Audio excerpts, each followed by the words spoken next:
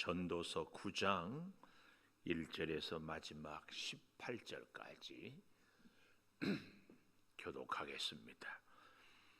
이 모든 것을 내가 마음에 두고 이 모든 것을 살펴본즉 의인들이나 지혜자들이나 그들의 행위나 모두 다 하나님의 손 안에 있으니 사랑을 받을는지 미움을 받을는지 사람이 알지 못하는 것은 모두 그들의 미래의 일들임이니라. 모든 사람에게 임하는 그 모든 것이 일반이라. 의인과 악인, 선한 자와 깨끗한 자와 깨끗하지 아니한 자, 제사를 드리는 자와 제사를 드리지 아니하는 자에게 일어나는 일들이 모두 일반이니 선인과 죄인, 맹세하는 자와 맹세하기를 무서워하는 자가 일반이로다. 모든 사람의 결국은 일반이라. 이것은 해 아래에서 행하지는 모든 일 중에 악한 것이니 곧 인생의 마음에는 악이 가득하여 그들의 평생에 미친 마음을 품고 있다가 후에는 죽은 자들에게로 돌아가는 것이라. 모든 산자들 중에 들어있는 자에게는 누구나 소망이 있음은 산개가 죽은 사자보다 낫기 때문이니라. 산자들은 죽을 줄을 알되 죽은 자들은 아무것도 모르며 그들이 다시는 상을 받지 못하는 것은 그들의 이름이 잊어버린 바 됨이니라. 그들의 사랑과 미움과 시기도 없어진 지 오래이니 해 아래에서 행하는 모든 일들 중에서 그들에게 돌아갈 몫은 영원히 없느니라. 너는 가서 기쁨으로 내 음식물을 먹고 즐거운 마음으로 내 포도주를 마실지어다. 이는 하나님이 내게 하는 일들을 벌써 기쁘게 받으셨음이니라. 내 의복을 항상 희게 하며 내 머리에 향기름을 그치지 아니하도록 할지니라. 내 헛된 평생의 모든 날 곧 하나님이 해 아래에서 내게 주신 모든 헛된 날에 내가 사랑하는 아내와 함께 즐겁게 살지어다. 그것이 내가 평생에 해 아래에서 수고하고 얻은 내 몫이니라. 내 손이 이를 얻는 대로 힘을 다하여 할지어다.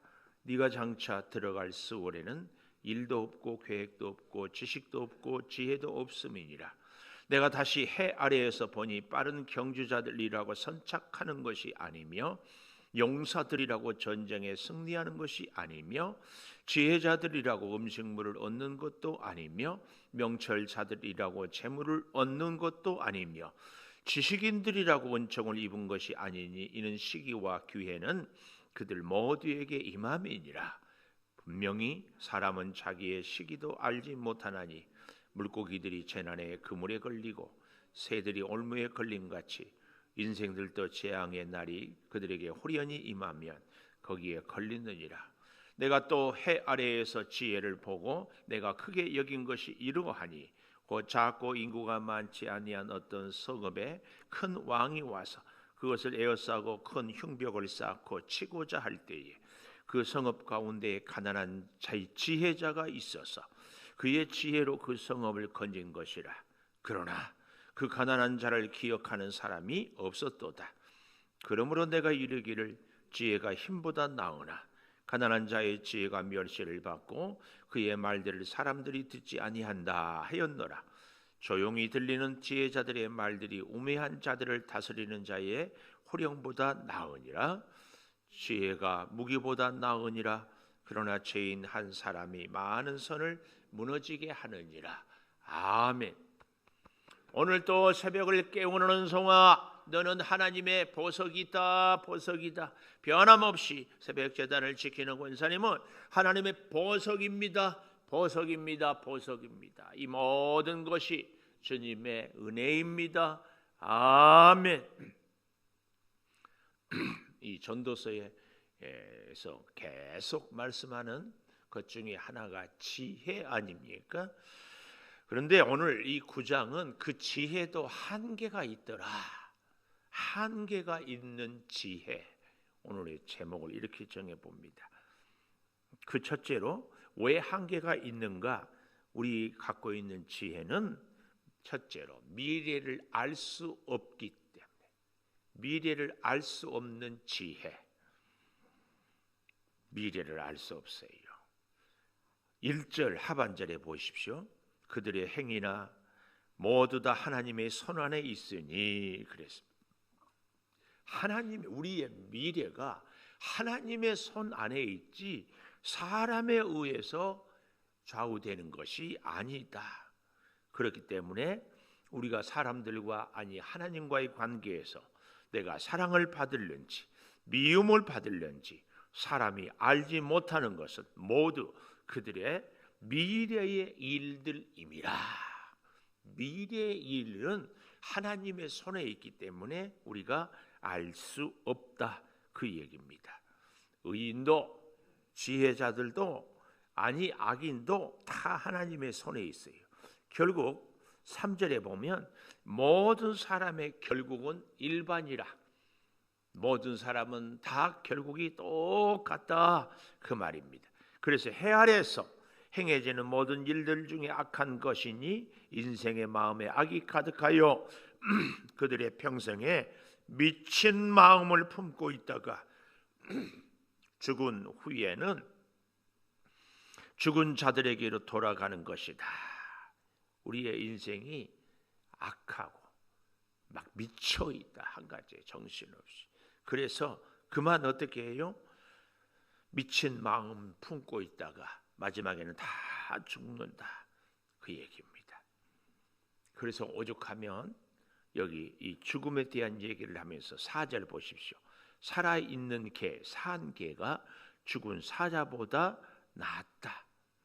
이 말은 산 자들 중에 들어있는 자에게는 누구나 소망이 있기 때문에, 기회가 있기 때문에, 아무리 컸고 훌륭했고 맹수였지만 힘이 셌지만 죽은 사자보다도 작은 개가 더 낫다.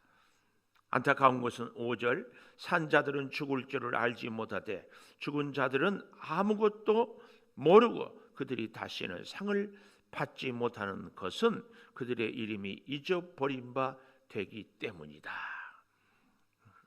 참 우리에게 깊은 교훈을 줍니다. 그래서요 6절에도 보십시오. 사랑과 미움과 시기가 없어진 지 오래니 해 아래 생하는 모든 일들 중에 그들에게 돌아갈 몫은 영원히 없다. 우리의 미래를 알지 못하고 사람이 어느 한 것에 미칠 정도로 열심히 뭔가를 해도 하나님이 함께 해주지 않으면 아무것도 미래가 없다, 그 말이에요. 이 미래 얘기하니까요, 안테 캄폴리란 이 사회학자가 늦게 예수를 믿었어요. 예수를 믿고 나서 보니까 야, 참 이게 사회학자는 이 사회가 왜 이런 현상들이 생기는가, 사람들이 왜 저렇게 행동하는가, 이걸 연구하는 것 아닙니까? 그래서 역시 그의 전공을 살려서 예수를 믿고 나서 사람들, 그것도 80세 이상 되는 사람들만 설문을 조사했어요. 일어날 수 없는 일이지만 만일 내가 다시 산다면 꼭 하고 싶은 일이 뭐냐 그랬더니 그 3번째로요 꼭 하고 싶은 것이, 나에게 다시 기회를 준다면 도전해 보고 싶다. 내가 그때 그 시험에, 내가 그때 그 사업에, 내가 그때 그 학업에 도전해 보고 싶다. 다시 시작해 보고 싶다. 이것이 세 번째.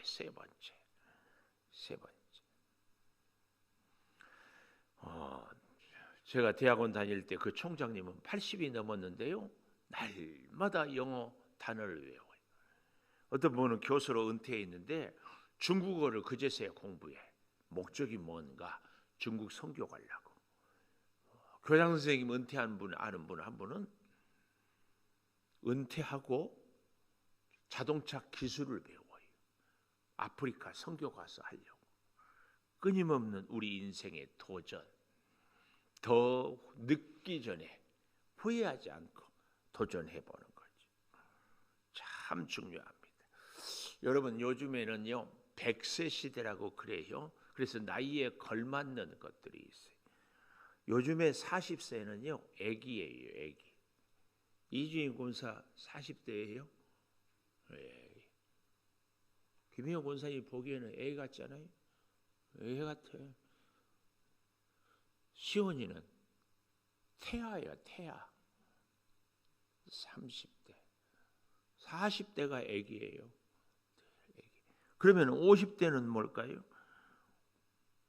50대에는 이제 아기가 조금 커가지고 인생을 시작한다. 집사님 50대, 이제 시작, 이제 제대로. 그거 아세요? 정주영 회장은 50대부터 돈을 벌었어. 그 전까지는 못하다. 50대가 돼야 시작을 해.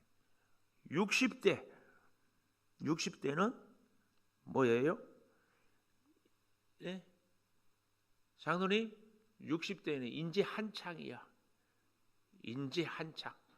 권사님 60대? 인제 한창이에요. 이제 뭐 좀 세상 좀 알고 애도 키워보고 뭐 좀 해보고 이제야 한창 이제 주를 위해서도 일도 하고 뭐 할 때. 70대. 응? 70대는 이제 인생의 절정이야. 시작했지요. 아기를 컸지요. 또 한참 일을 더 해봤지요. 그래서 이제 70이 되면 절정. 인생의 최고의 절정은 70대. 80대는 그러고 나야 이제 성숙이 돼요. 성숙. 그래서 나이가 80대가 돼야 성숙해서 웬만한 사람들은 다 수용해. 90대 돼야 이제 사람을 볼 수 있는 통찰력이 생긴다고. 통찰. 요즘에 이렇게 여러분 세대 내가 1부 때도 물어봤어요. 이지훈 권사님 뭐라고? 김시훈 집사님은 태아. 김희영 권사님은 응? 성숙. 이제 좀 성숙하고 있어.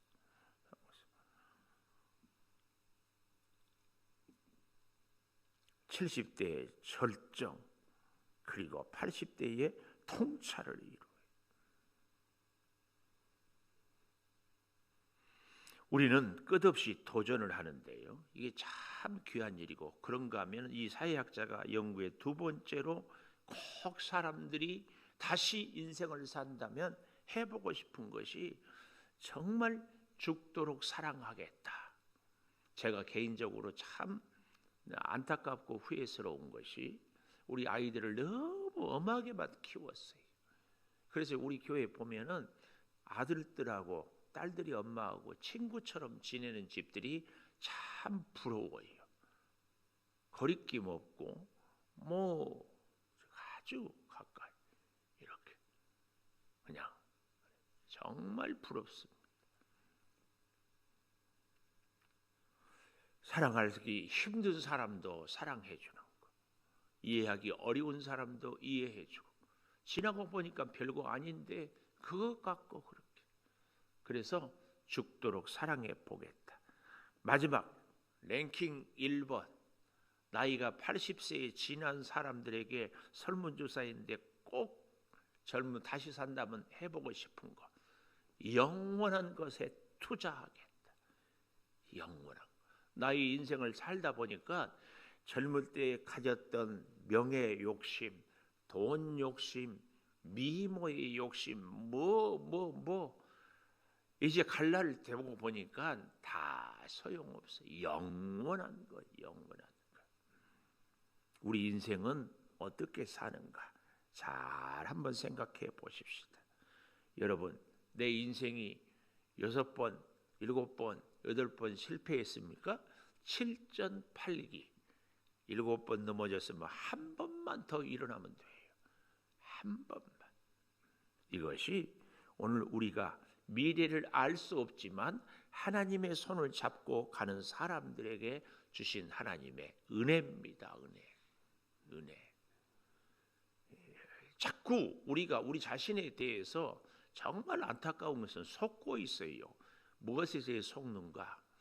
내가 나를 낮추면은 자기가 못난 열등감이면 이게 자기의 겸손이라고 생각합니다.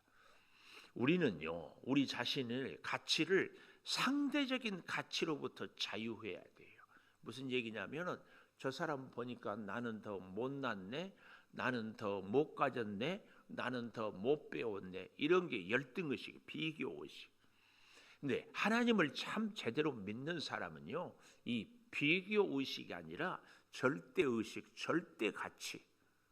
세상에 예수님은 나 한 사람이 있어도 나를 위해서 십자가에서 죽으실 만큼 사랑해주는, 그만큼 내가 소중해요.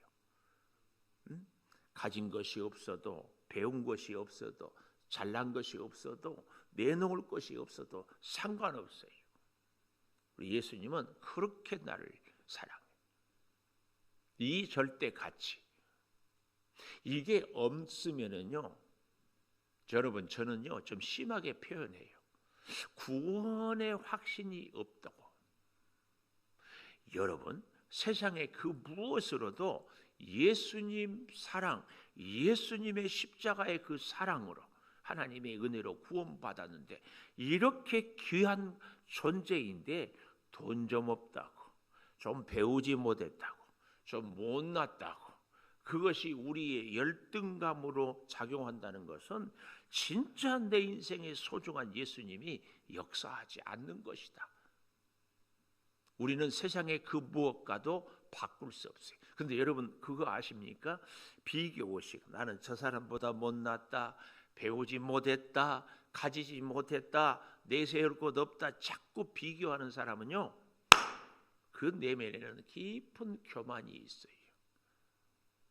나보다 그렇게 비교하고 사니까 나보다 못한 사람들은 무시하는 거예요. 비교하면 안 됩니다. 절대 가치, 절대 의식. 나보다 잘난 사람 앞에서도 전혀 기죽지 않아요. 그렇다고 해서 교만하자는 얘기는 아니고 이 자부심을 갖는 거죠. 그는 그대로 잘났지만 나는 나대로 귀한 존재예요. 이런 가치를 가진 사람은 나보다 못한 사람도 사실은 존중할 수 있어요. 오늘부터 우리 잘 생각해 보십시오. 내가 무언가를 가졌다, 그래서 나는 더 낫다, 이것도 아니에요. 우리는 절대가치, 상대적인 비교가 아니라 하나님 앞에 서 있는 나의 모습. 그러니까 너무 중요합니다. 실제로요, 그런 마음을 갖고 있는 사람이 관계가 원만합니다. 나를 인정하니까 다른 사람도 인정해요. 나를 사랑하지 못하는 사람이 어떻게 다른 사람을 사랑하겠어요? 나는 왜 이렇게 못났을까? 나는 왜 이렇게 못 배웠을까? 나는 왜 이렇게 가진 것이 없을까? 자꾸, 여러분, 이건 절대 교만이 아닙니다. 아니, 겸손이 아닙니다. 불효막심하죠. 우리의 자녀들이, 엄마, 나 왜 이렇게 나눴어? 나는 왜 이렇게 못생겼어? 나는 왜 이렇게 우리 집은 가난해? 나는 왜 이렇게 못됐어? 부모 마음에 못질하는 거지. 하나님 앞에서 우리 주 예수님이 십자가에서 죽으시기까지 사랑한 나의 존재를 새롭게 깨달은 사람, 진짜 하나님 은혜로 구원받은 자녀, 구원의 감격이 있는 사람은 세상 것과 차원이 다른 그 말할 수 없는 기쁨이 있다 그 말이에요. 그렇기 때문에 우리는 그 어떤 것으로도, 그런가 하면은 두 번째 7절에 보십시오. 너는 가서 기쁨으로 내 음식물을 먹고 즐거운 마음으로 내 포도주를 마실지어다 하는 이는 하나님이 내게 하는 일들을 벌써 기쁘게 받으셨다. 이게 뭐예요? 과거에 연연해하지 말라. 과거. 여러분, 우리 나이 든 사람과 젊은 사람의 차이는, 나이 든 사람은 과거에 내가 왕년에 뭐 했다. 젊은 사람들은 절대로 자기 과거에 내가 이랬다 이런 거 얘기하지 않아요. 특별히 저는 우리 믿음 생활에서 이것은 아주 중요합니다. 나는 과거에 전에 교회에서 뭐 이렇게 봉사했다, 내가 이렇게 했다, 아무 의미가 없어요. 내가 과거.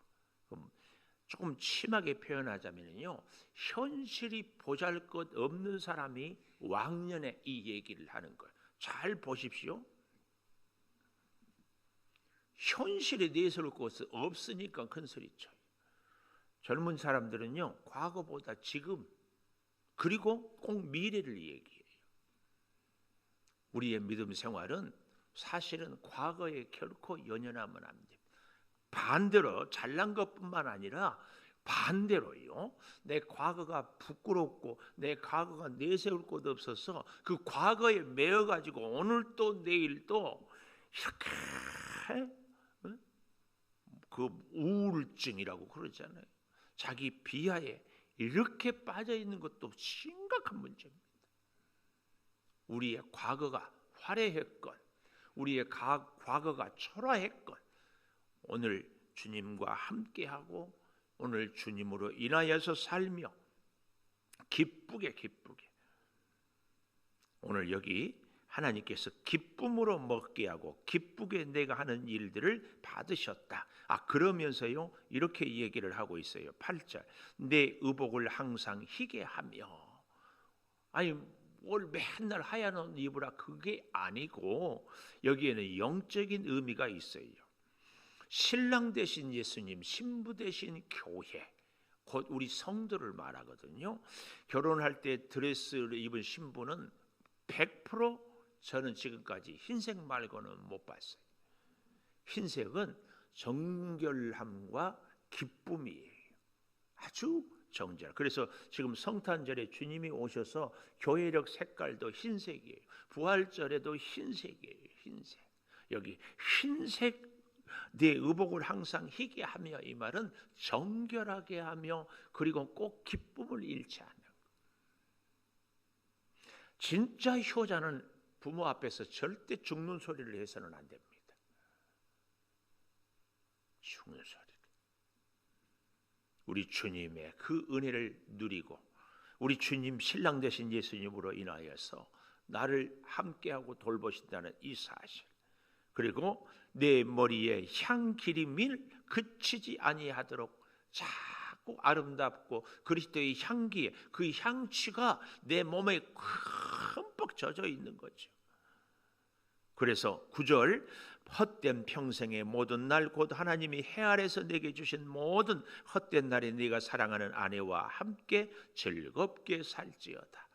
이게 바로 신랑 되신 예수님과 우리가 아내가 돼서, 이것은 이 땅에 우리의 가정도 얘기하지만 영적인 의미까지 같이 보아야 합니다.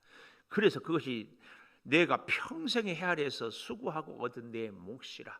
우리 하나님은요 우리에게 즐겁고 기쁘게 살 수 있도록. 그래서 제가 그런 말씀드리죠. 하나님 앞에서 믿음이 좋은 사람은 늘 우는 사람이 아니라 하나님으로 인하여서 현실이 아무리 어려워도 기뻐하고 즐거워할 수 있는 사람이 진짜 믿음. 그래서 바울도 그랬잖아요. 항상 기뻐하라 그랬지. 항상 회개해라 그러지 않았어요. 물론 우리는 당연히 회개해야 되지만 그 회개는 반드시 기쁨의 열매를 맺게 되어 있습니다. 그래서요 진짜 믿음의 사람은요 현실이 아무리 어려워도 기쁨을 잃어버리지 않습니다. 주님으로 인하여서. 자, 또 좀 더 보십시오. 10절 보면은요 내 손이 이를 얻는 대로 힘을 다하여 할지어다. 이게 뭐예요? 하나님 앞에서 하나님이 주신 직분에 충성해라.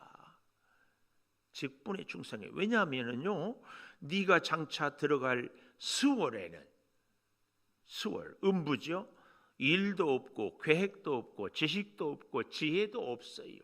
우리가 지금 이렇게 일할 수 있는 기회가 늘 있는 것이 아니에요.